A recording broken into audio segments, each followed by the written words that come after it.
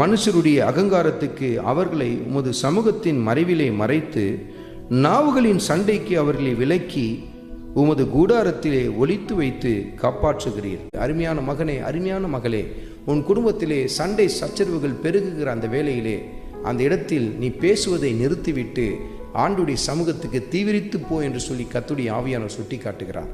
தேவ சமூகத்துக்கு நீ தீவிரித்து போவாய் என்று சொன்னால் நிச்சயமாய் அந்த இடத்திலே கர்த்தர் ஒரு மாற்றத்தை ஏற்படுத்த ஆரம்பிப்பார். ஏனென்றால் நீங்கள் அந்த இடத்தில் தவறுதலான பல வார்த்தைகளை பேசுவதற்கு கர்த்தர் உங்களுக்கு தடையை உண்டு பண்ணுவது மாத்திரமல்ல, கர்த்தர் உங்களை தன் பிரசனத்துக்கு கொண்டு போய் காரியங்களை உணர்த்தி காட்டி சீர்படுத்துவதற்கு ஏதுவான ஆலோசனைகளையும் கட்டளைகளையும் கர்த்தர் உங்களுக்கு கொடுக்க ஆரம்பிப்பார். பாருங்கள், அவருடைய பிரசனத்துக்கு நேராய் தீவிரித்து செல்ல ஆரம்பியுங்கள். சண்டை சச்சரவுகள் பெருகுகிற அந்த வேளையிலே பதிலுக்கு பதில் பேசுவதை நிறுத்திவிட்டு தேவ சமூகத்தில்